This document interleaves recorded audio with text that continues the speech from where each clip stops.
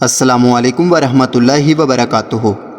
دوستو، سب سے پہلے آپ کا بہت بہت شکریہ کہ آپ نے ہمارے اس چینل کو اتنا زیادہ سپورٹ کیا، لیکن اس کے باوجود بھی ہم آپ تک وہ معلومات نہیں پہنچا سکتے جو ہمیں آپ تک پہنچانی چاہیے تھے، اور اس کی وجہ یہ ہے کہ یوٹیوب کی پالیسیز کچھ ایسی ہیں جس کی وجہ سے ہم آپ تک وہ معلومات نہیں پہنچا سکے جو خاص کر مسلمانوں کے لیے جاننا ضروری ہے۔ آج ہزاروں فتنے ایسے ہیں جن پر بات کوئی کرنے کے لیے تیار نہیں۔ ہم ایسے ہی فتنوں پر بات کریں گے، لیکن ہمارے دوسرے چینل پر، چاہے وہ فتنہ دجال ہو یا دوسرے فتنے، ہر طرح کی معلومات ہم آپ تک پہنچائیں گے، اور یہ چینل صرف اور صرف فتنوں پر بات کرنے کے لیے بنایا گیا ہے۔ اس کے علاوہ اس کا کوئی مقصد نہیں۔ تو آپ سے گزارش ہے کہ ہمارے دوسرے چینل کو بھی سپورٹ کریں تاکہ آپ فتنوں سے محفوظ رہ سکیں۔ ہمارے دوسرے چینل کا نام سیکرٹ ایکسپوزر ہے، جو آپ کو اسی چینل کے پیج پر مل جائے گا، یا آپ ڈسکرپشن میں لنک دیکھ سکتے ہیں۔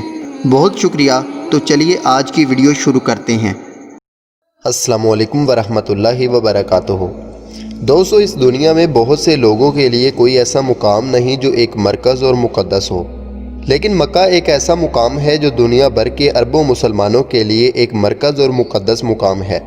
اور اس کی وجہ شہر کے بیچ موجود مسجد الحرام اور اس میں موجود کعبہ شریف ہے۔ دنیا بھر کے اربوں مسلمان اس کی طرف رخ موڑ کر نماز پڑھتے ہیں، اور اسے اللہ کا گھر بھی کہا جاتا ہے۔ بہت سے غیر مسلم کو لگتا ہے کہ مسلمان کعبہ کی عبادت کرتے ہیں اور اسی لیے وہ اس کے گرد چکر لگاتے ہیں، لیکن ایسا نہیں ہے، بلکہ مسلمان اللہ کی عبادت کرتے ہیں، نہ کہ کعبہ کی۔ کعبہ شریف دنیا بھر کے مسلمانوں کے لیے ایک فوکل پوائنٹ کا کام کرتا ہے، اور انہیں عبادت میں متحد کرتا ہے، اور ان کے مشترکہ اعتقاد، روحانی توجہ اور سمت کی علامت ہے۔ آج ہم اس ویڈیو میں آپ کو کعبے کے متعلق کچھ حیرت انگیز باتیں بتائیں گے جو آپ نے اس سے پہلے نہیں سنی ہوگی۔ تو چلیے شروع کرتے ہیں آج کی اس ویڈیو کو۔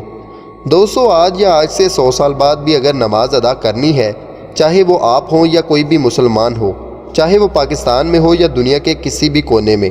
اسے قبلہ تلاش کرنا پڑے گا اور کعبے کی طرف رخ موڑ کر نماز ادا کرنا پڑے گی۔ لیکن اسی دنیا میں ایک ایسی جگہ بھی موجود ہے جہاں کھڑے ہو کر اگر آپ نماز ادا کریں، چاہے آپ کا رخ کسی بھی طرف ہو، تو نماز ہو جائے گی، اور وہ جگہ کعبے کا اندرونی حصہ ہے۔ اور کعبے کا اندرونی حصہ دنیا کا واحد مقام ہے جہاں آپ کسی بھی سمت عبادت کر سکتے ہیں۔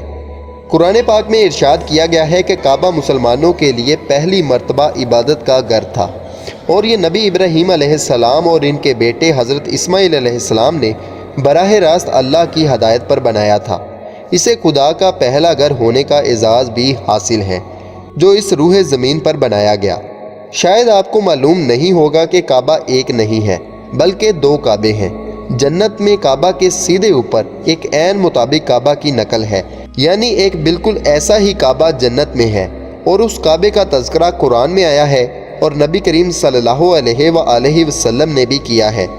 جب رسول اللہ صلی اللہ علیہ وآلہ وسلم نے معراج کے سفر کے بارے میں صحابہ اکرام رضی اللہ تعالی عنہ کو بتایا، تو اس واقعے میں یہ بھی تذکرہ موجود تھا کہ پھر مجھے بیت المعمور دکھایا گیا، یعنی اللہ کا گھر دکھایا گیا۔ میں نے اس کے بارے میں حضرت جبرائیل علیہ السلام سے پوچھا،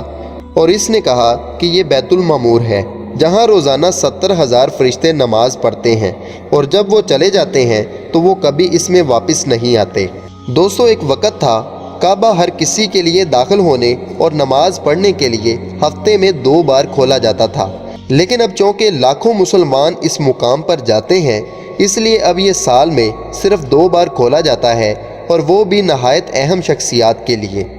دوستو، یقیناً آپ نہیں جانتے ہوں گے کہ خانہ کعبہ کے کبھی 2 دروازے اور ایک کھڑکی ہوا کرتی تھی، ایک دروازہ داخل ہونے کے لیے اور دوسرا باہر نکلنے کے لیے۔ لیکن اس وقت فی الحال ایک ہی دروازہ ہے، جبکہ دوسرے دروازے کو بند کر دیا گیا ہے، اور اس کی جگہ اب کالے رنگ کے پتھر لگے ہوئے ہیں، اور سکرین پر نظر آنے والی تصویر آپ کو دکھا رہی ہے کہ دوسرا دروازہ کس جگہ پر تھا۔ دوستو، آپ کو یہ جان کر حیرانگی ہوگی کہ خانہ کعبہ متعدد بار تعمیر ہوا۔ خانہ کعبہ متعدد بار قدرتی آفات یا بعض اوقات جنگوں کی وجہ سے تعمیر ہوا، جیسے کہ طوفان نوح، اور چونکہ مکہ پر کافروں کی حکومت بھی رہی ہے، اس لیے کعبے کو نقصان بھی پہنچایا گیا اور اس میں بت بھی رکھے جاتے رہے۔ لیکن اب یہ کوئی نہیں جانتا کہ کعبہ اپنی اصلی حالت میں ہے یا نہیں، کیونکہ یہ حضرت ابراہیم علیہ السلام اور ان کے بیٹے اسماعیل علیہ السلام نے تعمیر کیا تھا۔ تب سے لے کے متعدد بار کعبہ شریف تعمیر ہوا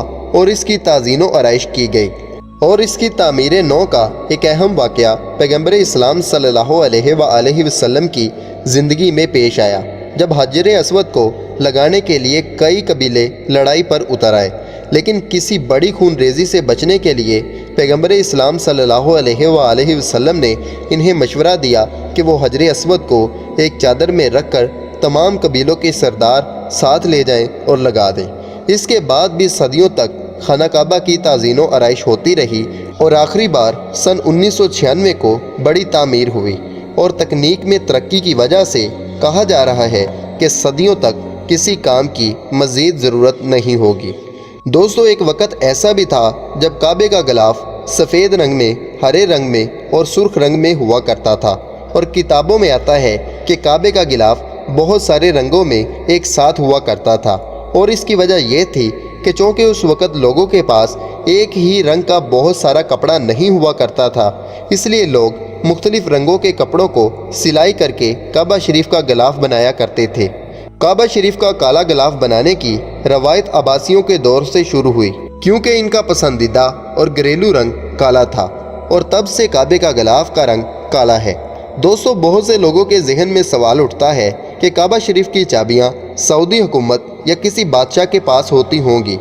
لیکن آپ کو جان کر حیرت ہوگی کہ ایسا نہیں ہے، کیونکہ جب مکہ فتح ہوا تھا تو کعبہ شریف کی چابیاں حضور صلی اللہ علیہ وآلہ وسلم کی خدمت میں پیش کی گئی تھیں، تو نبی کریم صلی اللہ علیہ وآلہ وسلم نے بنی شیبہ قبیلے کے حضرت عثمان بن طلحہ رضی اللہ تعالیٰ عنہ کو خانہ کعبہ کی چابیاں دے دی تھیں، کیونکہ وہ صدیوں سے کعبہ شریف کے نگہبان تھے، اور نبی کریم صلی اللہ علیہ وآلہ وسلم نے انہیں یہ خوشخبری سنائی تھی کہ ان کا کنبہ آخری وقت تک باقی رہے گا۔ دوستو، بہت سے لوگ یہ سوچتے ہیں کہ کعبے کے اندر کیا ہے، اور بہت سی افواہیں ہیں کہ کعبے کے اندر فرشتے عبادت کرتے ہیں وغیرہ وغیرہ، لیکن حقیقت یہ ہے کہ کعبے کے اندر سنگ مرمر اور سبز کپڑا لگا ہوا ہے، جس سے اوپر کی دیواروں کا احاطہ کیا گیا ہے، اور کعبے کی دیواروں پر تختی لگی ہوئی ہے، جس میں ہر حکمران کعبے کی تعمیر دوبارہ کرنے پر جشن منا رہا ہے۔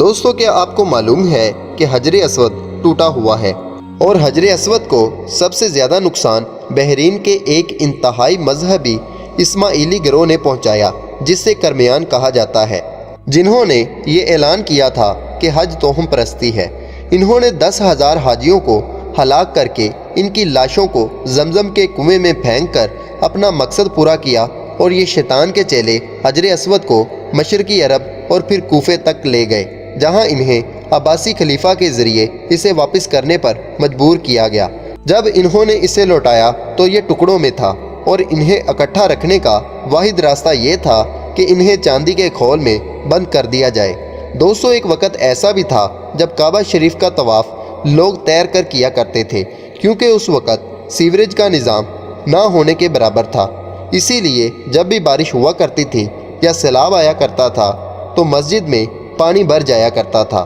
اور لوگ تیر کر طواف کیا کرتے تھے۔ دوستو، آج جو کعبہ شریف ہم دیکھتے ہیں یہ کیوب کی شکل میں ہے،